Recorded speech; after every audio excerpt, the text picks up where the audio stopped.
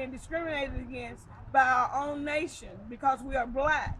Not because we're Indian, but because we are black. We have black blood. We are counted every year for the money that they get for all the government programs, and they vote us out every year of those programs. In 2014, they cut us off our medical because we are black, and they say we have the wrong cards. Well, I say, who gave us those cards? It's our nation, and they know we belong there. And those cards should be fixed if they need to be fixed. But they cut us off of our medical. We need our chief and all the administration to stop discriminating against their own people. We're here to fight and stand for our nation. We are Seminoles with black blood, and we are proud of it. And they have to accept it for what it is. It's against the Constitution of the United States of America, and it's also against the Constitution of Seminole Nation, and they're breaking their own laws.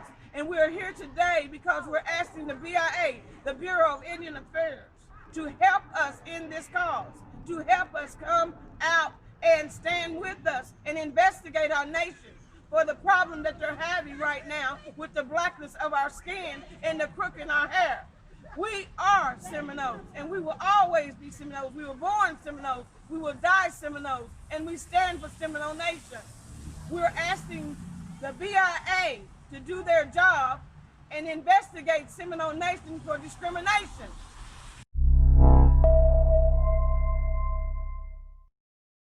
Very powerful words there coming from Laetta Osborne Sampson, who is a member of the Seminole Nation Council from the Cesar Bruner Band. Welcome to Burn It Down with Kim Brown, everybody. Happy holiday week to you here. And that clip from Laetta basically symbolizes the frustrations that many Black Native Americans feel towards their home nations, their Indian tribes, their native nations to which they belong, to which they were born in. They inherited this Native American heritage, and they still are experiencing discrimination, being treated as less than, citizenship being denied, benefits being denied. In today's program, we're going to talk about the double struggle of being Black and being Indigenous in America. And I think today is a super appropriate day to have that conversation. So I would like to bring in a great panel. I'm very excited about today's program, everybody. By the way, don't forget, go to Burn It Down with Kim Brown's YouTube channel and hit subscribe if you don't mind. This is where you're going to find these kinds of conversations right here, brought to you by The Real News. But I'd like to welcome our panel because this is a conversation that needs to be had often and repeatedly, because there are oppressed and marginalized groups even within oppressed and marginalized groups. And Black Native Americans have had this experience for hundreds of years now. So let me welcome our panel. First of all, familiar face right here, the new co-host of the forthcoming program here on The Real News, Decolonized News Hour. She's also an Indigenous activist and journalist. Johnnie Jae is joining us today.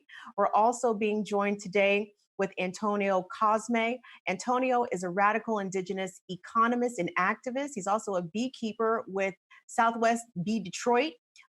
He's an educator with the National Wildlife Federation and also a gardener with the Southwest Grows. He organized with the Detroit Indigenous Peoples Alliance and to end Columbus Day and to remove the Columbus statue in downtown Detroit. We're happy to have Antonio back on the program. And we're joined today also with Marilyn Vann. Marilyn is the president of the Descendants of Freedmen of the Five Civilized Tribes Association and the African Indians of the Five Civilized Tribes Foundation. She was a litigant in the federal lawsuits Vann v. Zinke and Cherokee Nation v. Nash, which reaffirmed the 1866 treaty rights of Black Cherokee freedmen tribal members to retain their rights to tribal membership within the Cherokee Nation. Ms. Vann, she has a very extensive resume here. She and her organization continue to fight racism and apartheid perpetuated against persons of African ancestry who are members or descendants of members of the 5 civilized tribes. So, panel, thank you all so much for making time to talk about this important topic today. We appreciate you being here. Oh, thanks for having us. Happy to be here. Wonderful. I'm glad to be here. Well, Marilyn, I'm so happy to have you here. You're joining us today from Oklahoma, and I think that's where I want us to begin this conversation. Many people, I don't think, are super familiar with the experience of Black Native Americans. If you could you give us sort of a brief history of how Black Native Americans came to be and the sort of discrimination that they have historically faced, not only from larger America, but within their native tribes? And what are some of those issues look like today? Okay. The majority of the Blacks of the 5 tribes, and I'm talking about Cherokee, Creek, Seminole, Choctaw, and Seminole Nation, have received certain rights based on 1866 treaties, which are signed between those tribes and the U.S. government. Now, prior to that, the majority of the persons who were living in those tribal reservations prior to the Civil War with African ancestry were living as slaves. And some people find that hard to believe, but there are many public documents which prove that. Constitutions of tribes, such as the Cherokee Nation, which talk about slavery, which outline the discrimination against persons of African descent. The Creek Nation Tribal Code, the Choctaw Nation, Chickasaw Nation. I mean, it's clear that it is there. And as I said, these are public documents. Even and in those tribes, that there were plantations. Black people, as I said, were enslaved. Now, that doesn't mean every person with African descent was a slave at the time of the Civil War. The majority of them were. There were some free Blacks that were legally living in the tribes. A few had citizenship even, but that's not the majority of the people. And it wasn't necessarily an easier slavery, especially when you talk about the Choctaw and Chickasaw nations, than what was going on in the Deep South. Even the reason that these tribes joined the Confederacy was to keep Black people permanently enslaved. So when a white person had all kinds of rights to be able to come into different tribes, set up businesses, marry an Indian, all kinds of things that a Black person, a free Black person even, just wasn't allowed to do. Now, after the Civil War, again, you have these treaties, which in your Cherokee, Creek, and Seminole tribes, those tribes agreed to adopt the freedmen as citizens within the treaties. With the Choctaw and Chickasaw tribes, the people, it gave those tribes the option to adopt the freedmen. And if they did, they would receive funds from the United States government. So, that doesn't mean that after this, between Civil War and Oklahoma statehood, there was no discrimination at all. But there was still some. A white person coming into the tribe still had better privileges, but things were certainly much better than in the Deep South, in the Indian tribes. But things really started getting off the trail again was when the U.S. government puts more and more pressure on the tribes to divide the tribal lands, and so the men from DC came in.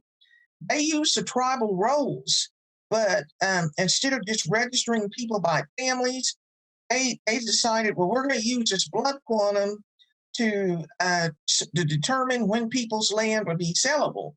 So they decided if someone was a quarter blood, a half blood of this and that and the other, things that Indian tribes across the country had never used. I mean, nobody sitting here has an American blood quantum. I mean, the whole thing would have been unheard of, unthought of.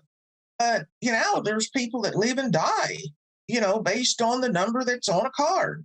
Well, almost all people of African descent in the tribes were listed on the freedmen sections of the Dawes rolls, which didn't list a blood quantum for them. It didn't mean that people didn't have Indian blood. It didn't mean there wasn't a tribal roll that said that they had Indian ancestry. But anyway, this is what the tribes are using now to register people. So when Oklahoma became a state, and Oklahoma was mostly people from the Deep South came to Oklahoma before statehood. Mostly invaders, people coming in here, sneaking in on land runs. They set up these Jim Crow laws and the Oklahoma Constitution that said anyone with a drop of African blood was legally a Negro, subject to Jim Crow laws. Anybody that had no African blood was legally white. So the tribes again began to shift, toward anti-blackness. Now, I'll tell you, the tribes were not really functioning as governments, right after Oklahoma statehood. So nobody was being registered.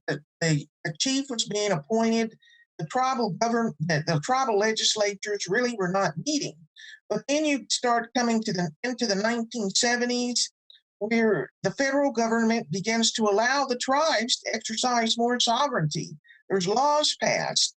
And so then when you start getting into later years, as the tribes get more wealth, there's movements to try to put the blacks out. The problem started in the Cherokee Nation when the freedmen tribal members didn't want to vote for the chief at that time when he was running again, Ross Swimmer. So the way he decided to do, well, I'll just block these people from voting. In other tribes, like the Creek Nation, the chief, I think it was like 1979, the members of the tribe were going to get a large payment of money from the federal government. So, rather than share this with the freedmen, well, let's put them out here.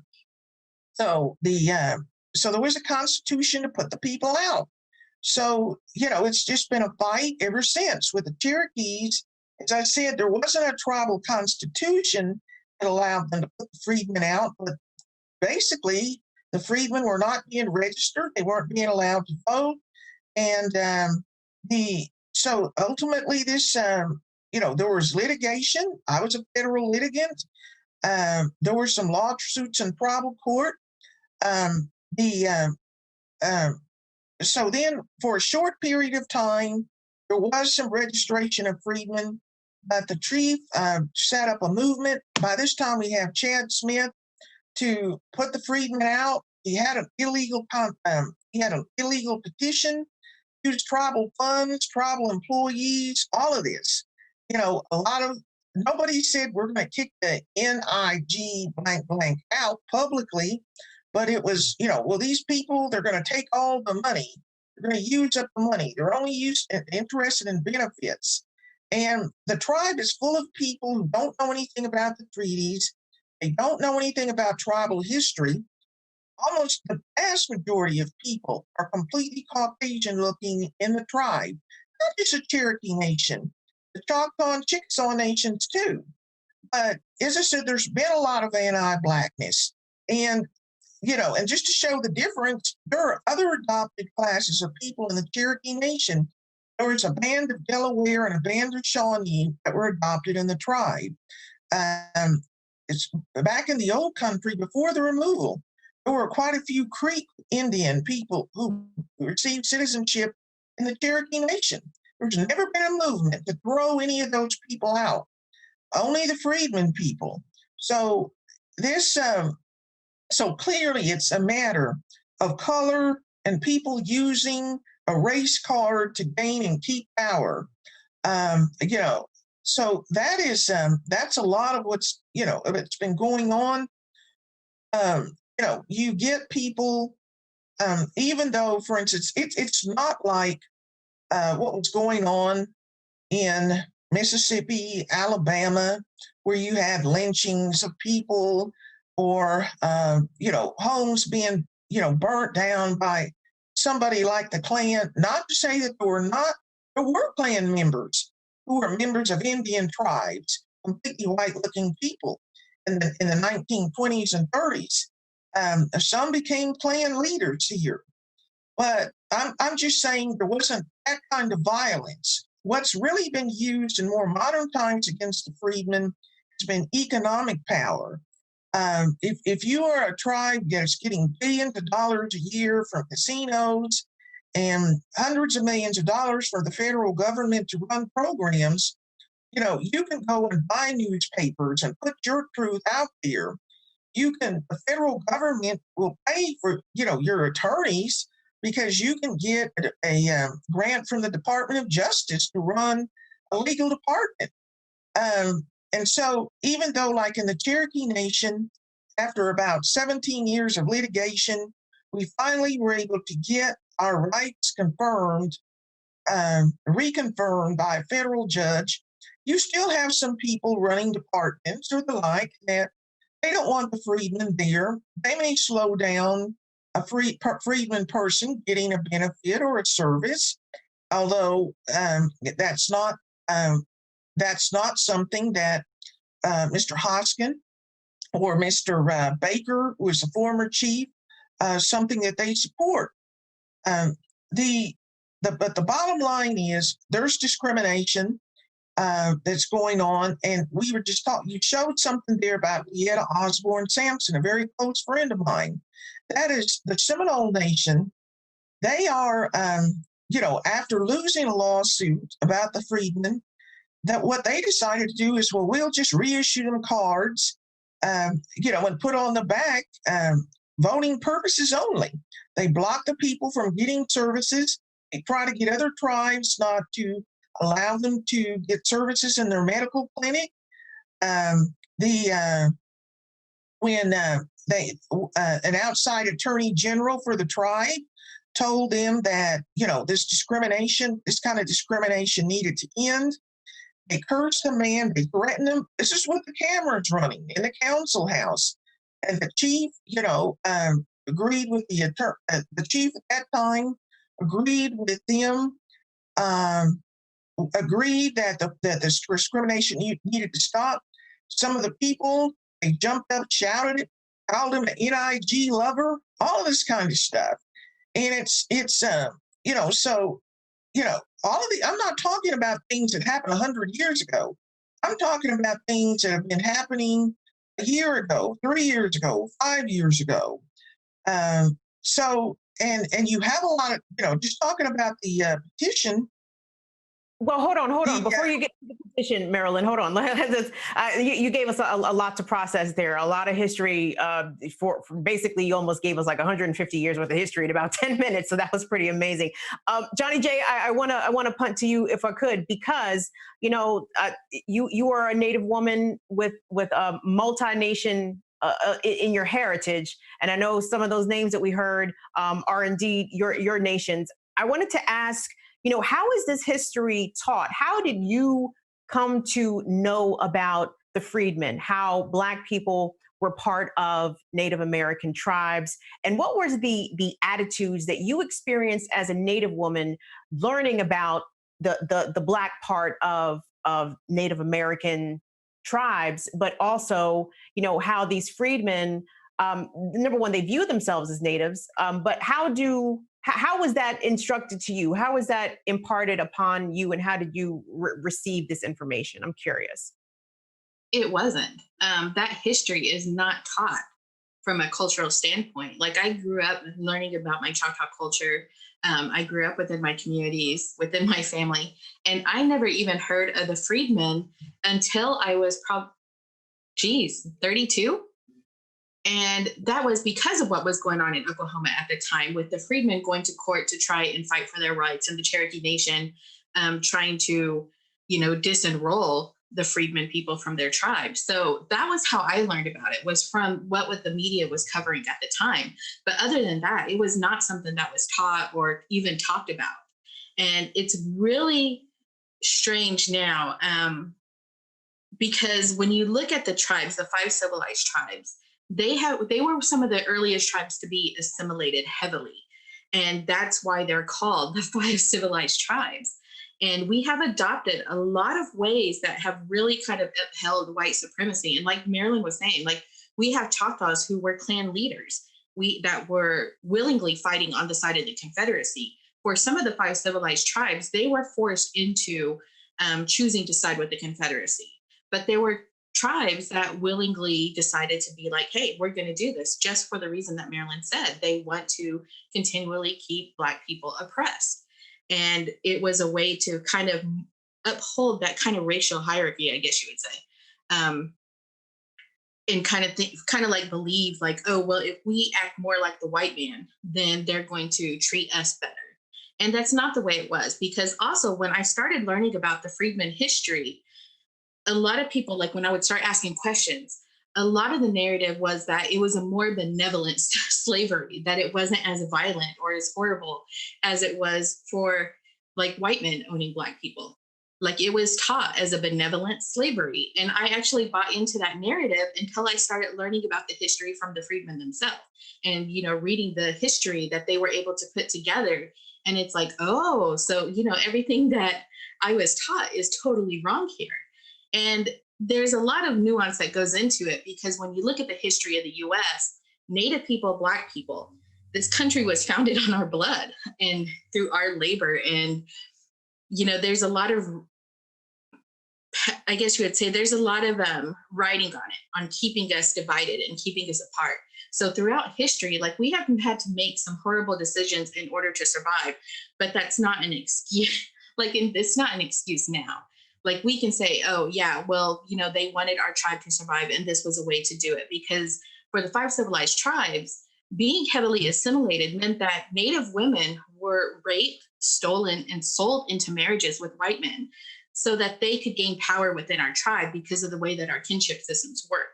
And you start looking about how that kind of started to play a part in, like now, a lot of our people are very white passing and they act very white.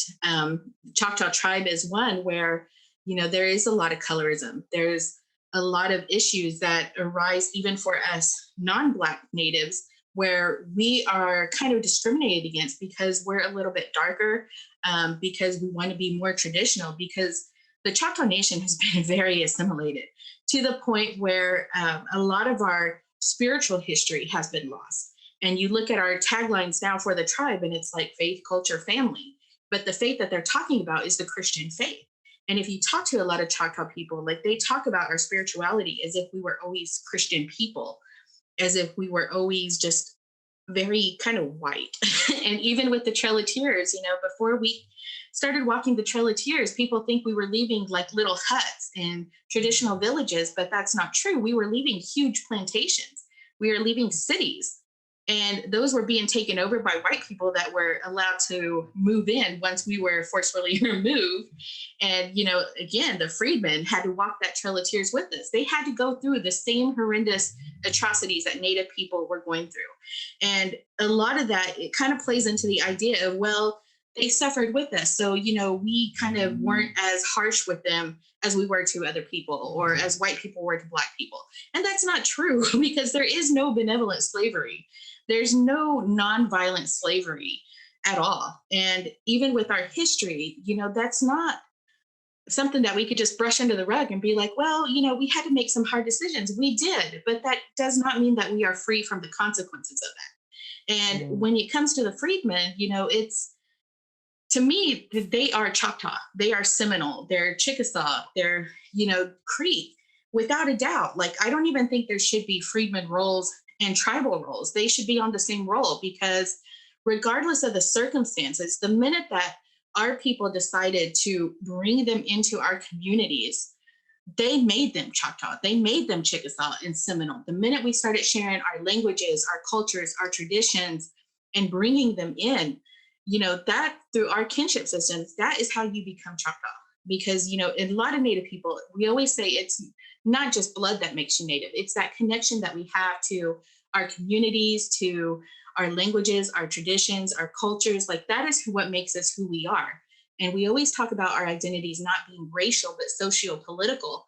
And that's what I see going on right now with the freedmen. They should be, citizens of our tribes without a doubt, without hesitation, and not denied their birthright, because, there are a lot of Black natives who are native by blood. And again, the same reason that there's a lot of white people who are native by blood that find it, that comes from a lot of rape, that comes from, being sold into slavery and being sold to people. Like there's a lot of things that go into this identity and nuance that gets lost. And it's so frustrating to me because despite all of that, like these are our people. Like these are Choctaw people, these are Seminole people, these are our knowledge keepers, our language keepers, and they carry our history with them as much as we do. And it's so frustrating because there's so much anti-Blackness in Indian country that even outside of the 5 civilized tribes, we have to confront that daily with people saying, well, they're not native by blood. And it's like, well, you don't know the history here. Like they are native by blood. They're native by culture. In every way that you can be considered native, they are. And so it's so frustrating to me just because this history kind of gets swept under the rug. And even now with Deb Haaland coming into being Secretary of Interior, I can't remember. But, bringing up these issues, like I didn't know that she had supported policy that intentionally excluded the freedmen until I saw a Twitter account, the Choctaw and Chickasaw Freedmen. Chickasaw Freedmen, tweeting about it. And I was like, oh, holy crap. Like, how did this escape my notice? Because I do keep up with the news in Indian country. And to see that policy and to see how they were previously included and that this reauthorization intentionally excluded them just blew my mind, because it speaks to how non-civilized tribes, how natives view Black natives and how they view freedmen. And it's a very contentious issue, even, within Oklahoma, because it's so divided. Like I get put on the outs quite a bit for, supporting the freedmen just unconditionally, like they are our people. And just saying that is controversial and it shouldn't be. Wow. Well, hold on right there, Johnnie Jae, because I do want us to circle back to Congresswoman Deb Haaland, I believe the first Native woman to ever be elected to Congress. She's under consideration by the Biden administration for a cabinet position to be Secretary of the Interior. And that's bringing up a lot of questions. But before we go there, Antonio, both Johnnie and Marilyn brings up the history of and the continued practice of anti-Blackness from Indigenous people towards Black people. And this summer, we saw a lot of solidarity between Indigenous activists and Black Lives Matter activists because, we have a shared oppression on this continent, although it is different in different experiences. But how do these anti-Black attitudes, despite our obvious solidarity, we see them still resurfacing, as the woman who spoke at the beginning of the show, Leetta Osborne Sampson, the Black Seminole woman, talking about how the Seminole are systemically disenfranchising their Black members of benefits that they rightly deserve. So talk to me about how you have seen or experienced anti-Blackness as an Indigenous man towards Black folks. Yeah, so I'm Coahuiltecan and Boricua. So my ancestors are, Taino in the Caribbean, as well as, Spanish and Greek and a lot of mixtures of things. And then Coahuiltecan is where my father is from in South Texas. And we were colonized by the Spanish, and a lot of our peoples were kind of absorbed into the Spanish colonial mission communities. But I just wanted to give my background a little bit to introduce myself. But I'm a native of Detroit. I live in Detroit.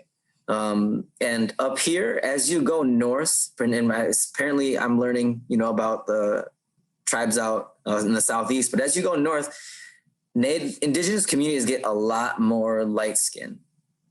And as we were working on this campaign, I don't typically talk about this sort of like inner politics, but I think it's relevant for this conversation.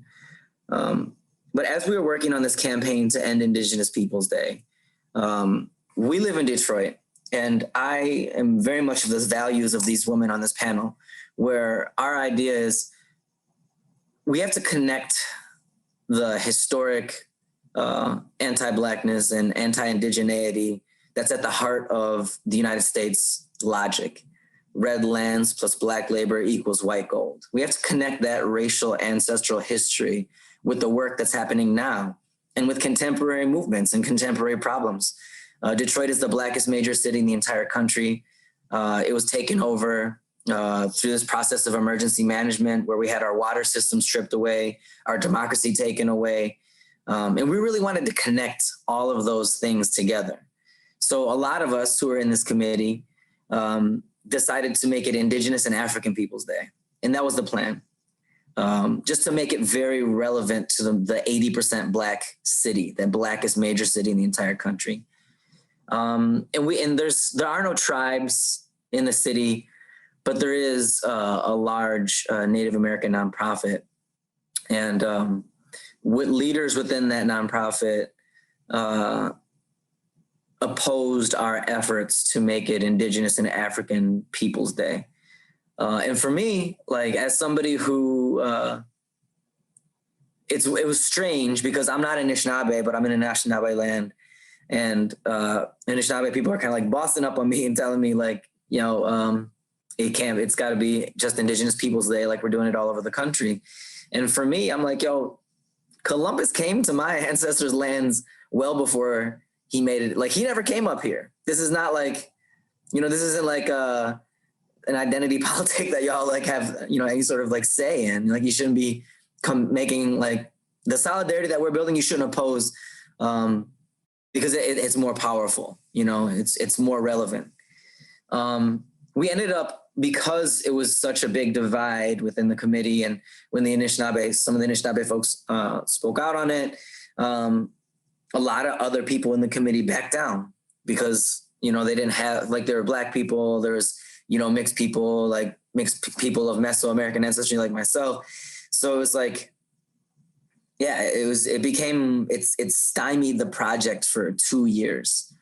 And we finally just like went ahead and did it and make an Indigenous Peoples Day. And as an alternative, I've started this thing called the Decolonial Solidarity Feast, which we didn't do this year because of COVID.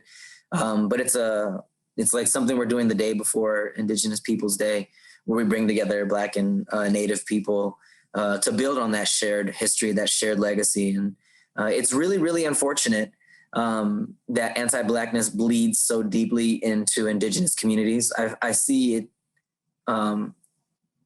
There's a perennial question within all Indigenous community of who is or who isn't.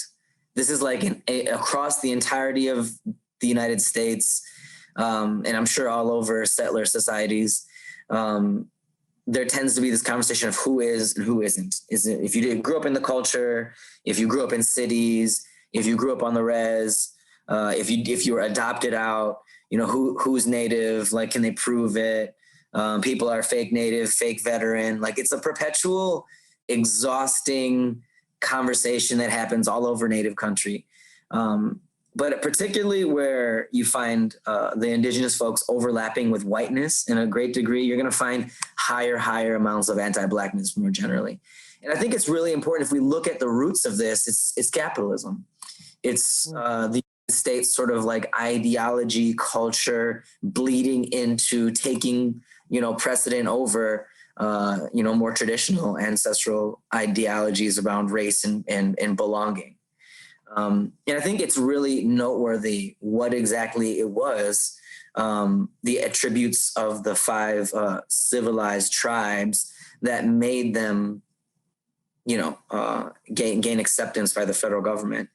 That's accepting private property, living in European-style built homes, adopting settler agricultural practices, adopting Christianity, adopting centralized governments, you know, in the style of the United States more, and European folks more, having literacy and educational things happening in English, which means kind of like stamping out your native languages and cultures, participating in the market exchange of capitalism in those terms, writing constitutions, breeding with white people, and key for this part of the country, plantation and slavery practices. And I think that's something that like you can't kind of ignore, because it's in the United States' interest to perpetually grow people who identify with the settler system, anti-Blackness, slavery, U.S. European American settler land management practices. It's in their interest to get more and more people adopted to those ways, taking people who were, in the Anishinaabe case, a lot of the Northern Anishinaabe folks were not planters, but taking them and keeping them and making them sedentary people. That's all part of it. And I think a lot of the anti-Blackness comes from adopting to that culture, and also, you know, wanting to adapt yourself to the United States. And it's inherent in the United States that as people become Americanized, as people become, even for white people, you know, when they lived in their ethnic enclaves, they slowly moved towards becoming white, becoming American. And almost always that practice included, for Irish people, for instance, in New York and Boston, becoming a cop and reinforcing anti-Blackness. Whereas they weren't white when they came. In order to be white, you have to adopt anti-Blackness. There's a long history of Irish people who were colonized by England. So like there's a group called the San Patricios, and they were fighting in the Spanish-American War, and they actually betrayed the United States, because when they were marching on Mexico, they recognized that, yo, damn, we're fighting for England, and we're Irish people. This isn't right. So they actually betrayed the United States and joined Mexico and fought for Mexico, the San Patricios. So like to go from there to becoming cops and becoming like, you know, all this stuff you'd see in, you know, Irish Boston movies. There's a streak of them that were popular for a while. But it's just part of the process of Americanization. Oh, absolutely. And I appreciate you raising that point, Antonio, about, you know, who's Native and who isn't. And I think that's really the integral argument, that, at least from a person on the outside looking in, it appears as though that is what the struggle of the Black Native Americans is right now in 2020, about who is Native and who isn't. And as Laetta Osborne Sampson at the top of the show talked about, you know, the Seminole want to count us when it's time to swell the rolls and receive federal dollars. But when it's time to distribute those resources, we get cut off. And Marilyn, I want to circle back to you about that point, because, I mean, does this really come down to money? Does this come down to capitalism in a sense where Black Native Americans are being, help me out with the term, is the term disenrolled from tribal roles in order to deny them the benefits and services that they are entitled to? Is that the argument or the case here? Yes.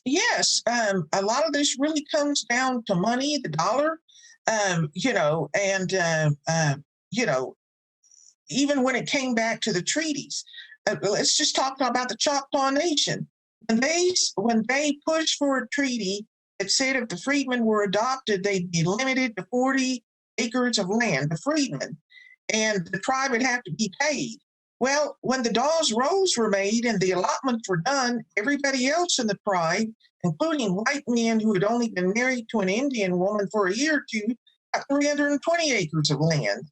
So then, you know, as I said, you jump into the early 1980s, where the Choctaws have a constitution that they didn't allow the freedmen to even vote on, to put the freedmen out. So, for instance, the Choctaw Nation got hundreds of millions of dollars in COVID-19 relief money. The freedmen didn't get any of that money.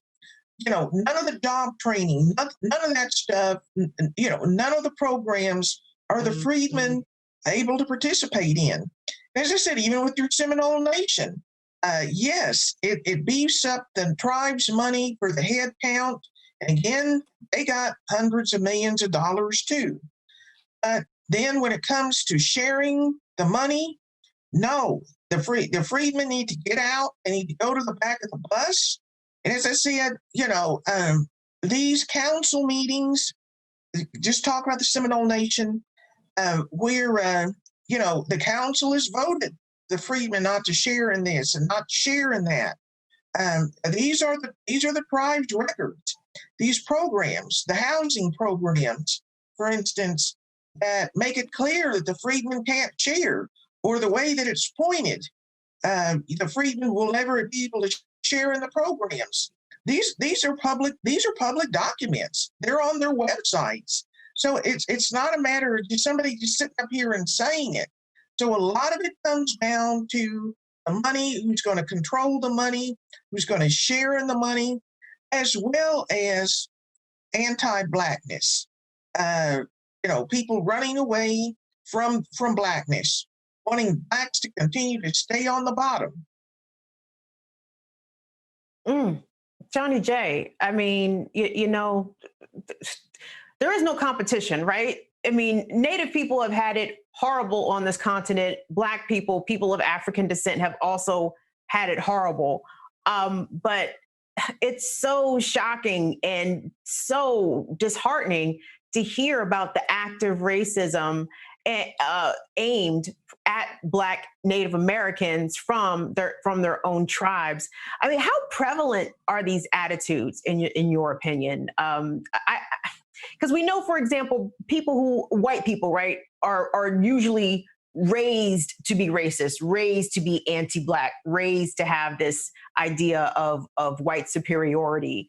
But how prevalent are these attitudes from your experience in Indian country? I mean, are these widely held attitudes? Are people overt with their racism, as in certain examples, as Marilyn has outlined? Tell us about what you have seen and heard. It is very prevalent. Like, even when you look at our languages, in almost every tribal language, I can't remember who did it, but a couple years ago, somebody put out on Twitter, like, how do you say Black people in your language?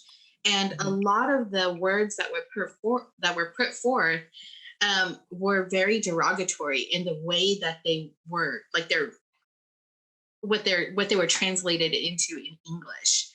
Like, they actually meant the N-word in our language. Like, it wasn't just Black person or Black skin, like, it translated to the N-word. And, there was other ways that they described Black people too that were just so derogatory. And you're thinking, like, wow, this is so prevalent. But, it's just, like, so ingrained. Like, you don't think anything of it either as a Native person until you get older and you start learning about anti-Blackness and you start kind of being exposed to other worldviews. Because from your perspective, if you're just growing up in your native language and you hear people using these words, you think that it just means Black person. And you think that it just means, oh, they're describing Black people, not realizing that they're using very anti-Black language and have very anti-Black ideals. And for me, it was something that was very prevalent in my family growing up, just anti-Blackness in my community. I do remember that I had a friend who was Black, and he had come to a homecoming game, and he came with my friend Diana, and I was just blown away about how people were so hostile to him that he was there. And people just, I can't believe that she brought a Black guy. I can't believe, he had the nerve to come here. Like, these were attitudes from the community, not even knowing him. And he was just there for a basketball game. And he was getting so much heat from just community members, just people giving him dirty looks, just treating him horrible. And I was sitting there like, wow, I never realized, like, it was this bad. Like, I never realized that our community was so anti-Black. But then it started to click because, our community was predominantly white and Native. I think in all the years that I had gone to school there, I think we only had one Black student, and he was probably there for maybe not even a semester, and he transferred out. And, I think a lot of that has to do with the attitude that people have in the community towards Black people. Like, it's just so prevalent, and it's not talked about in a way that, oh, it's bad. Like, it's just kind of like normal, like, oh, this is the way it's always been. And, people just kind of are so casual about it that unless you are very tuned into it, like, you kind of miss it for the most part. Like, even in my family, like, we have different tribal members that have married out, and, you go to different tribes, and like for the Kiowa, I was always very shocked when I heard, when they were talking about Black people, they would say Kongion. And I was thinking, that's like, to hear it, it's just a native word. But then once you start learning about anti-Blackness, you're realizing like, oh, that has a very derogatory beginning and statement. And when you look at how people treat Black people and treat natives who have married Black people and had kids, it's terrible. Like, it's like, my siblings are white passing and white coded. My mom had, with my stepdad, like, he's white, she's native, and it was acceptable. Nobody batted an eye. But, if you were a native woman who was dating a Black guy or even married one, it was just a travesty in our tribe. Like, people were just so upset about it and couldn't believe that it happened. And, like, oh, where did we go wrong? Like, these attitudes are just so prevalent in Indian country. And it's what has created this marginalized identity within a marginalized community, because, Native people are so invisible, but Black natives are even more invisible. I used to work for a Native fashion magazine, Native Max magazine. We were one of the only publications and one of the first to highlight Black Native people, to give them a platform and to show them as models. Because when you look at Native fashion, when you look at Native entertainment, you don't see Black natives being highlighted. And we have so many who have like really just broke down some tremendous barriers and succeeded beyond what, we could even believe, but yet they never get the recognition that they deserve because they're Black and Native. And people will constantly try to invalidate their identity and say, well, they're not Native, they're Black. It's just something that is just so prevalent, so disgusting. And it's just a cycle that has been perpetuated because, for the way that the system is set up, there's a reason why these rifts have been put in between Black and Native people for us to have, these ideas towards each other, misconceptions and everything. There's a reason. And that reason is because once we unify, once we mend those rifts, then we're that death blow to white supremacy. But the way that the system is set up right now is if we don't address anti-Blackness within Indian country, then our sovereignty and our rights and justice for the Native community will always come at the expense of Black people. And kind of vice versa. If Black people were to get reparations without involving Native people and to imagine how that would look like, then it would come at the backs of Native people again. So we're kind of constantly at odds. So there's a reason why solidarity is necessary and why we have to address anti-Blackness and anti-indigeneity and find ways to mend these rifts and make amends, because you have to make amends. You have to make reparations, especially as Native people. Like, we owe the freedmen a huge debt, and we need to stop denying them their birthright, because until we do, then there's not going to be justice. Like, there's not going to be a better way forward until we're able to work together. Mm-hmm. Antonio, what's it going to take to decolonize some of these attitudes? I mean, you outlined the ways in which the 5 civilized tribes, which, by the way, that phrase makes my skin crawl when I hear it, because it's smack of white supremacy. Like, oh my God, the civilized tribes, holy shit. But like, what's it going to take to sort of decolonize these attitudes? And mind you, I know white supremacy has done a number on all of us, even on white folks, right? But for the purposes of this conversation, we have seen plenty of examples of Black and Native solidarity. But to overcome this hump of anti-Blackness and racism, in your opinion, what is it going to take? Yeah, I mean, I think it's going to take work on all sides. I start by talking about this real quick. Like, even within African American communities here in Detroit, it happens a lot. There's all this sort of debate also happens a lot on the blogosphere and Instagram spaces, where young Native folks are combating. There tends to be a vibe, and I don't know about with your guys' experiences in southeastern United States, within the what people would call hoteps, of African-American folks who claim that all indigenous, peoples are African. And so there is a totalicizing sort of aspect to that. And I think that becomes, it's a minor problem. It's really not a problem. It's not because it has no power and has no real impact on like people. It's just like rhetoric. There's books, there's stories, it's conversations. And sometimes I see some of that rhetoric as being useful in connecting shared struggles, shared histories. But I think there is some like ideological things that need to happen on all sides in order for us to move forward in a good way. It is true and important to acknowledge that African people and Native people have been exchanging, trading, communicating long before Columbus.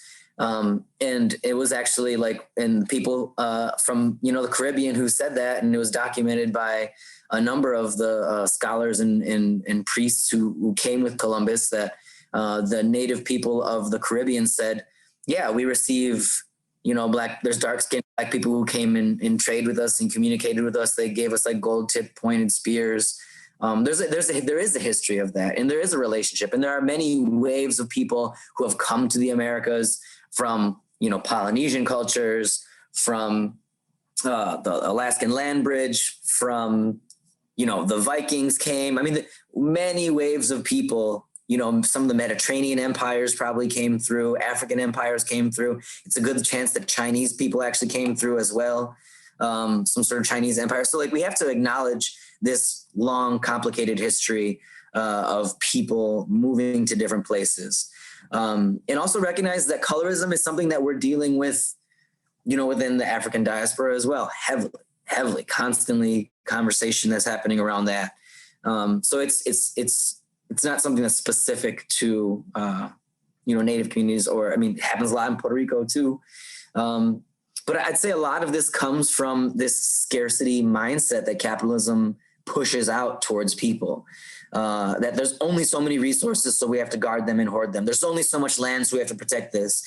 They get the casinos and we didn't get any reparations. There's this the us versus them thing, which is so easy to play into. And it's very much so in the interest of the government, the United States, settler society, for Black and Indigenous people to do that. And I think we have to reframe the stories that we tell about ourselves, the histories that we uplift, not to erase anti-Blackness or Indigenous slave ownership or any of these things, because it's important to engage with those topics and remember them and discuss them and problematicize them. But we have to think about the way that the logics of Christianity is about absorbing Indigenous cultures and stripping them of their land-based practices. The logic of the United States has been about stripping away Native cultures and Native land. U.S. history has repeatedly, time and time again, taken away Native people's land, African Americans' people's land, from the Reconstruction to the 2008 financial crisis, which stripped 50% of Black wealth, most of which came from the value of homes.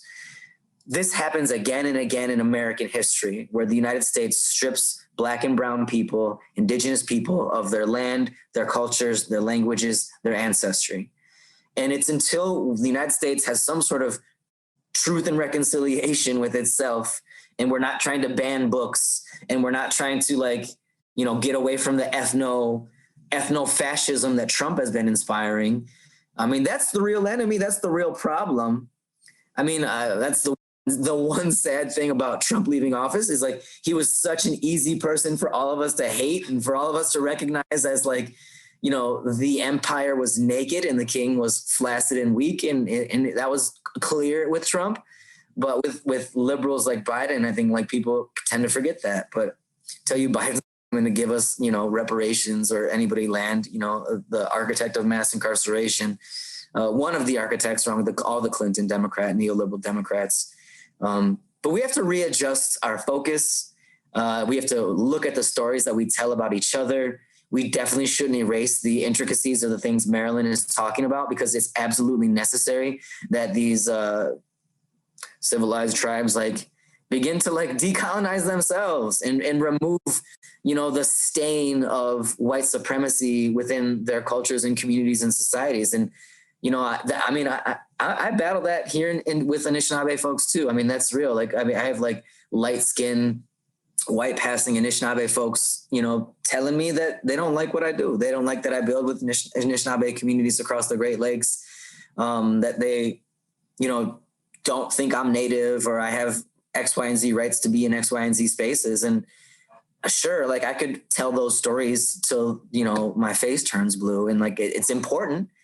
I prefer to tell them and talk about them when I'm with people of color. You're never going to catch me going around talking and having these conversations openly with a bunch of white people, because that's not necessarily their business, not necessarily the narratives and stories I want to be uplifting about our communities. Right.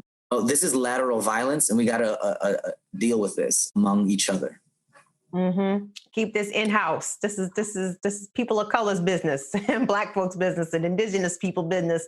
We're going to exclude the white folks out of the conversation. Y'all can watch, but y'all can't participate at this point in time. Marilyn, I the final point I wanted us to hit before we wrap up has to do with this change.org petition. Dwayne, can we pop that up if we could? Encouraging Congresswoman Deb Haaland, who was the first Native woman to be elected to Congress, who is under consideration for a cabinet position with the Biden administration to possibly head up the Department of the Interior. Black Native people are less than pleased with Congresswoman Haaland because of her past comments surrounding de-enrollment. Talk to us about this petition, Marilyn, and what is it that Black Indigenous people want here? Okay, what the Black Indigenous people would like to hear is for the Congresswoman or any other person that is being considered for Interior or Assistant Secretary of Interior to support the use of the government tools to enforce the 1866 treaties, where the situation with Congresswoman Haaland is that she did not support language going into Indian housing bills, which would, how do I want to say it, tie whether or not an Indian tribe received federal funds, depending on whether they were in compliance with their 1866 treaty obligations to freedmen descendants. Now, and so she did not support language going on some housing bills that are already out there. And myself and the Congresswoman have even had conversation where she doesn't support Congress passing laws in order to enforce these treaty rights. Now, she believes that she appears to believe that it's up to the tribes to enforce the treaties, or possibly federal agencies can do some things. But this would be similar to some white congressperson back in 1950 saying, well, I don't think Congress ought to pass a law like what eventually became the Voting Rights, the Civil Rights Act. Those states down there in Alabama and Mississippi, they need to get their own act together. It's on them.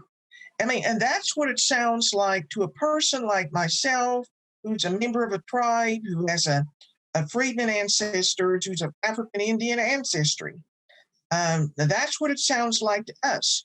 And so before this position is filled, which is very important, the Secretary of Interior, before the position is filled, I think we need to make it clear what we want, what we expect.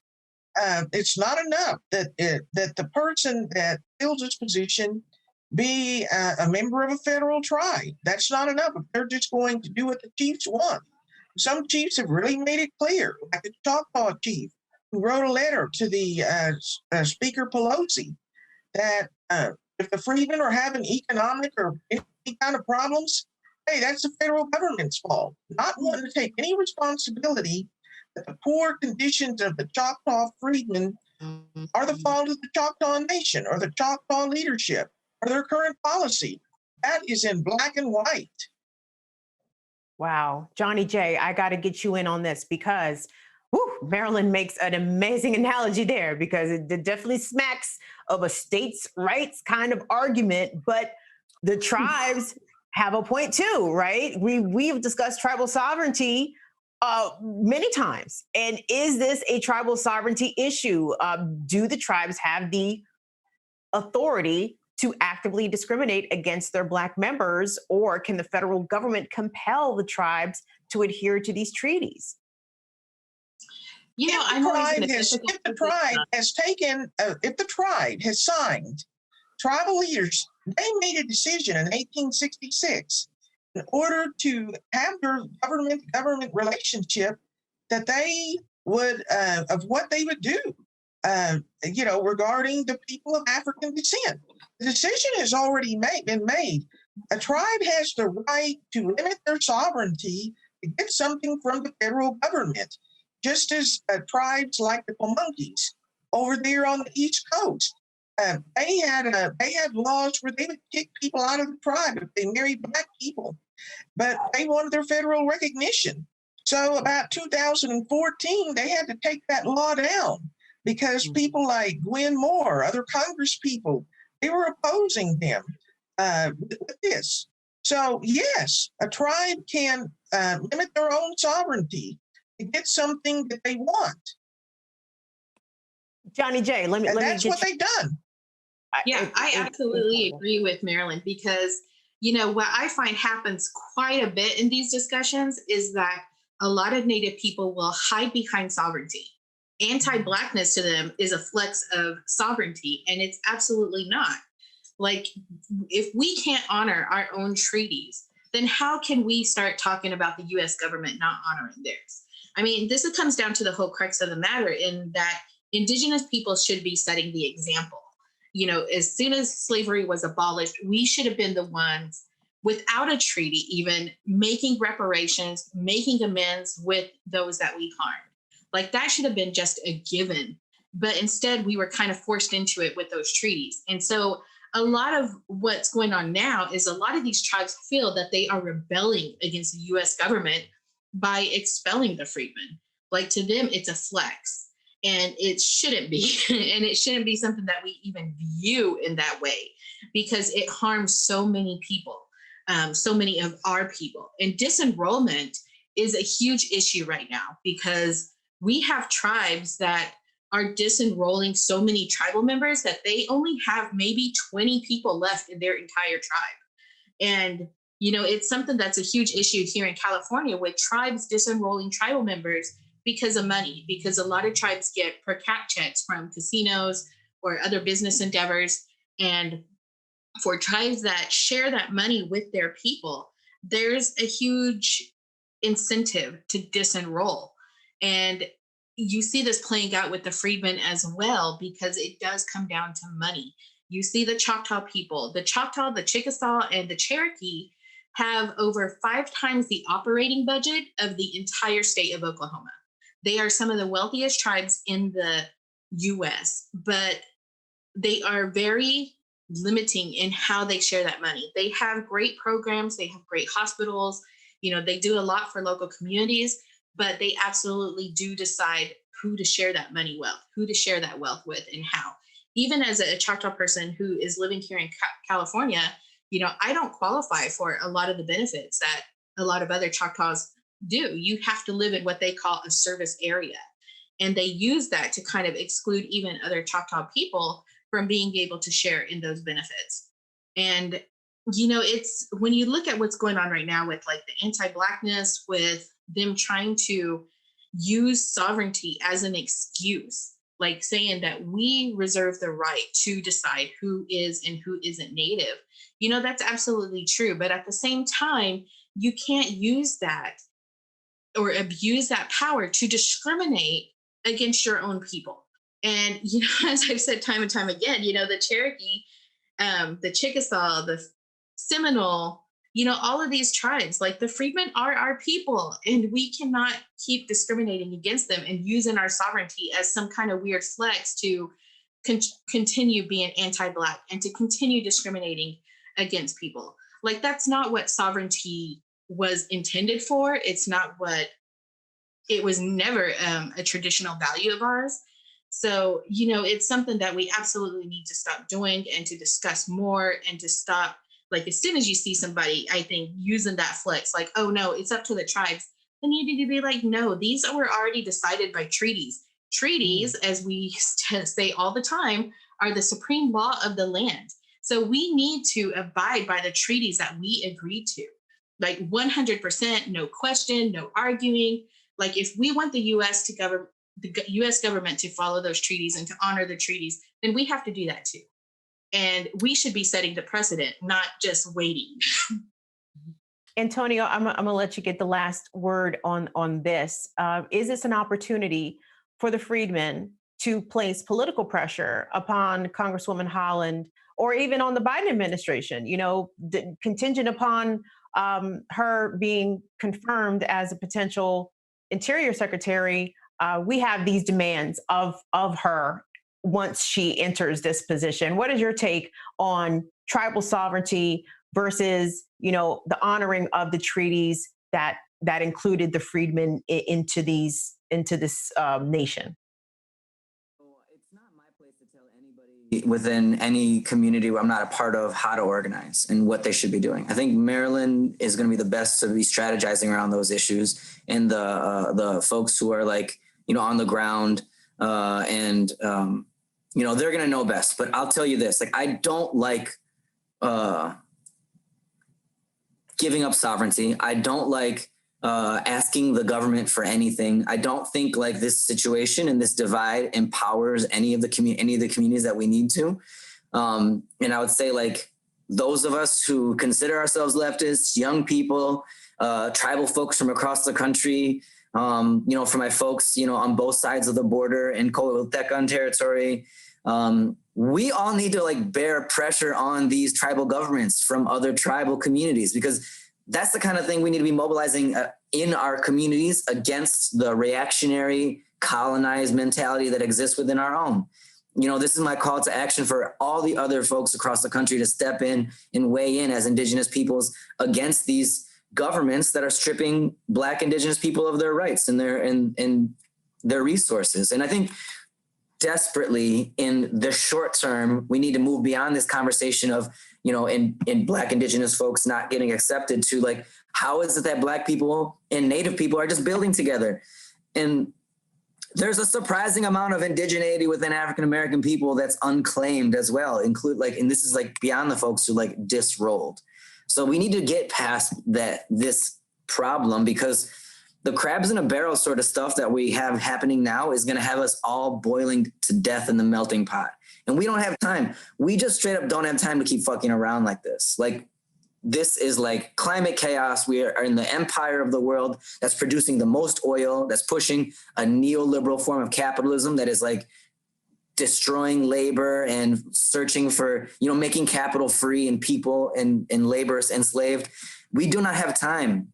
We do not have time. The climate is not waiting. Fascists aren't waiting. The United States, empire war machine is not waiting. And if we're all fighting each other over who is this or who isn't what, instead of building solidarity, instead of trying to do something different, instead of reclaiming our cultures, reclaiming our languages, reclaiming our relationships with our ancestry and our motherlands, getting to our medicines, getting out to the land, sharing those medicines, sharing resources.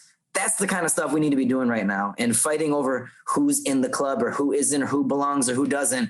Black, Indigenous, brown, people of color in the United States, colonized people from the global South. We don't have time. We got to get past this, because we have a lot of important work to do.